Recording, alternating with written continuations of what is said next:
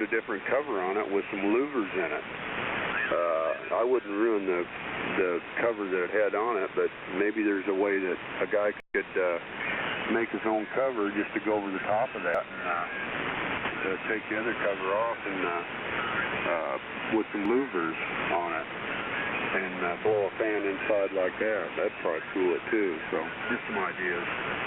But anyway, it sounds like you got the arcing quitting and you got it, the arcing had quit, and sounds like you got it cleaned up pretty good. WB0GKW N0TQQ. Yeah, N0TQQ WB0GKW. Yeah, I put my knuckles up there on the selector, and it just gets a tad bit warm after I stop for a little bit. But I do have this other fan running here on the amplifier, and it's blowing that way now. But yeah, I just figured I'd better get it out of the cage so I can examine it, you know.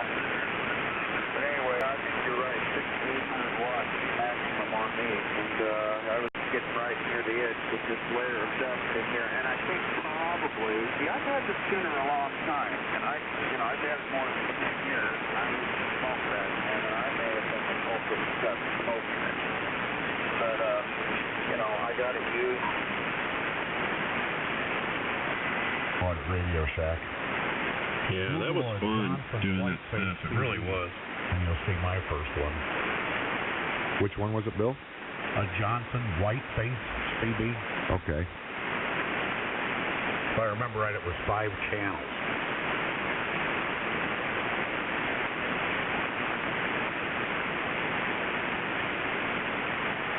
Yeah, it was ridiculous. I was just addicted to radios and electronics. There was no doubt it was going to be a career.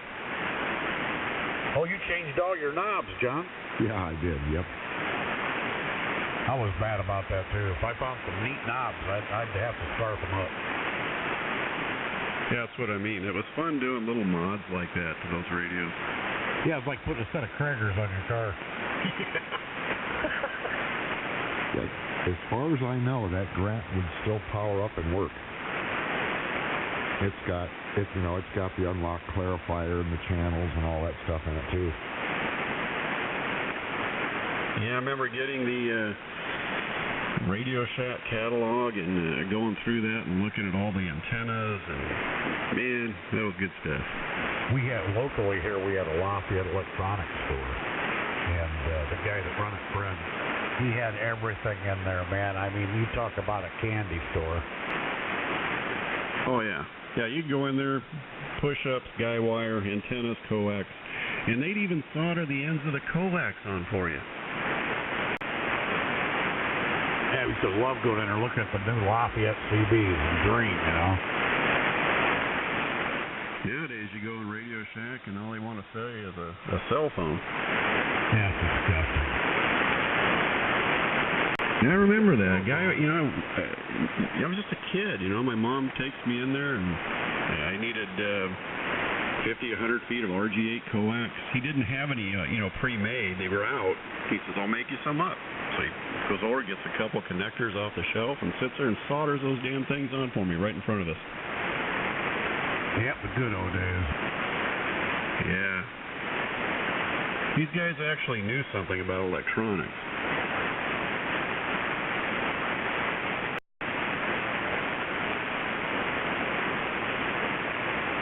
Yeah, I was playing around yesterday with different audio stuff. So I hooked up my USB audio card here, and I was running a DAW program and plugged in a bunch of VST software and was messing with EQs, digital EQs, or software EQs and stuff, and got everything in there working good. That's when I keyed up this morning. I forgot to test it out under power. Man, did the RF get into that.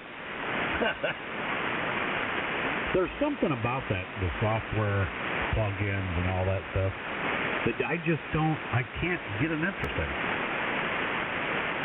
I tell you what, it's really cool because there's, now you think about it, there's no physical wire connection, so there's no chance of any, bad connections or 60 cycle hum, any of that junk. It takes all that out.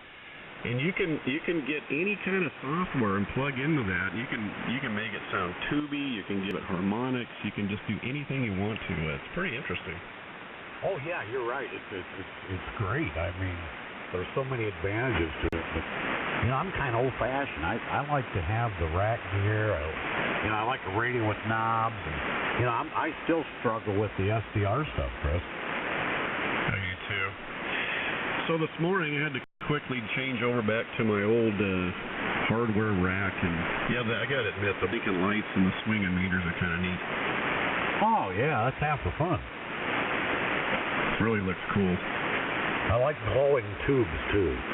Me too.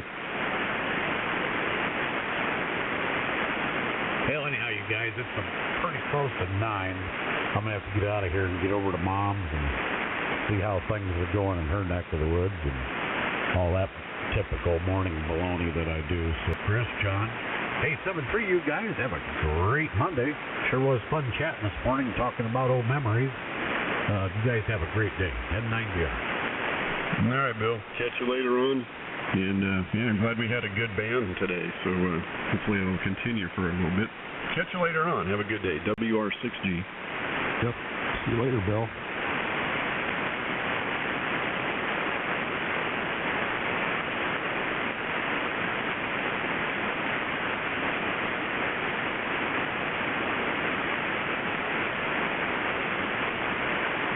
John, you made me laugh so hard this morning. That was that was good stuff. Yeah, I had fun making those. I was going to send you another picture here, but I'm having a hard time finding what I did with it. It's a picture of this Galaxy mobile unit called the DX939. You got to see this thing to believe it.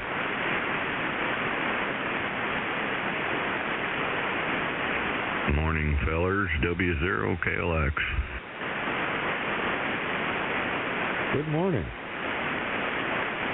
It's Rich over here in Missouri. Just been listening to you guys. I still have a functioning 1011 Charlie that's never been modded for 11 meter.